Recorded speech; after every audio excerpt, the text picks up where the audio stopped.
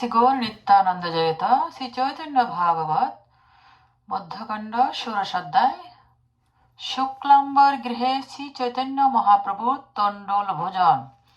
এই অধ্যায়ে বর্ণিত হয়েছে যে শ্রীবাস ঠাকুরের শাশুড়ি একদিন শ্রী চৈতন্য মহাপ্রভুর নিত্য দর্শন করার লালসায় শ্রীবাস ঠাকুরের বাড়িতে ঘরে কোণে ডুলি টাকা নিয়ে লুকিয়েছিলেন।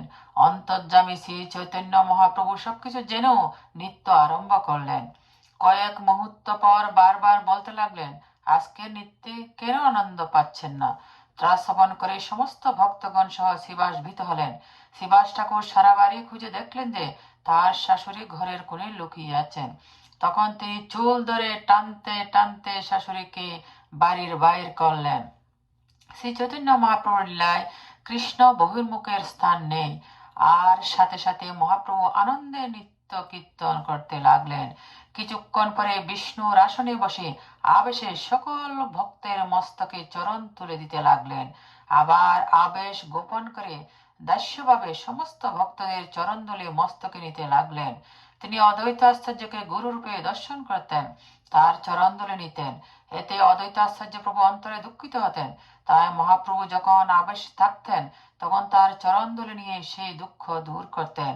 একদিন মহাপ্রভু মূর্ছা গেলেন। সেই সুযোগে অদ্বৈত আশ্চর্য প্রভুর চরণ ধুলে নিয়ে সকল অঙ্গে লেপন করলেন। মহাপ্রভু বাহ্য ফিরে নাচতে লাগলেন। তিনি আনন্দ পাচ্ছেন না। তখন বললেন, নিশ্চয়ই কেউ তার চরণের ধুলি নিয়েছেন। অদ্বৈত আশ্চর্য প্রভু স্বীকার করলেন। মহাপ্রভু তার উপর ক্রুদ্ধ হয়ে তাকে নিন্দার চলে প্রশংসা করলেন। তারপর জোর করে চার চরণ মস্তকে ধারণ করলেন। তারপর সমস্ত ভক্ত মিলে কীর্তন করলেন। নবদ্বীপে শুক্লাম্বর নামে এক ব্রাহ্মণ বাস করতেন।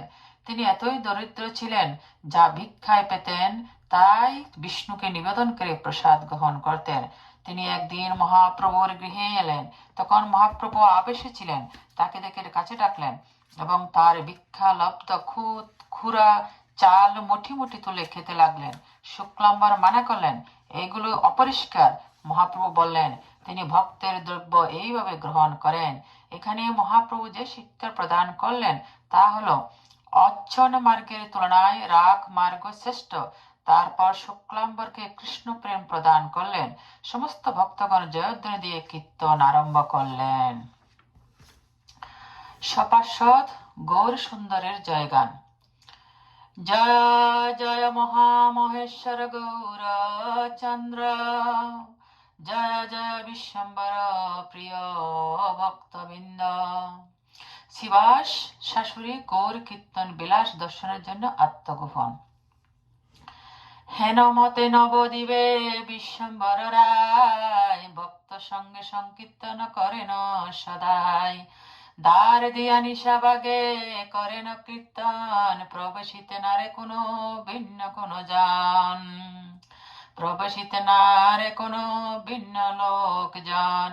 একদিনে নাচে প্রভু শ্রীবাসের বাড়ি, ঘরে লুকাইয়াছিল শ্রীবাস শাশুড়ি। ঠাকুর পণ্ডিত আদি কেহ নাহি জানে, ঢোল মরি দিয়াছে ঘরে এক্ষণে।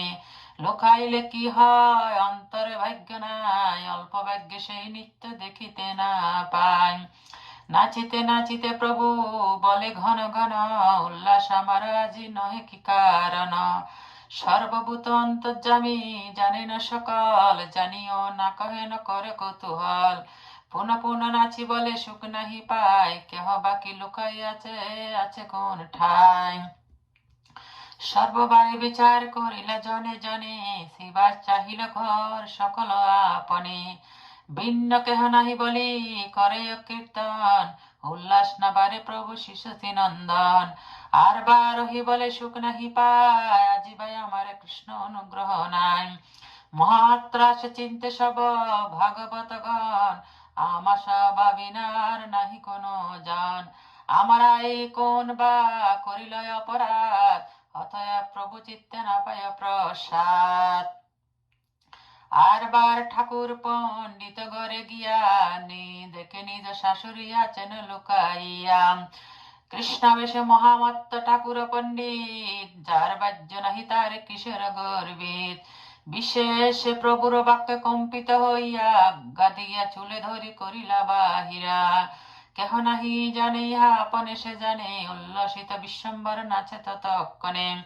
প্রভু বলে বে চিত্তে বাসি যাই উল্লাস, হাসিয়া কীর্তন করে পণ্ডিত শিবাস।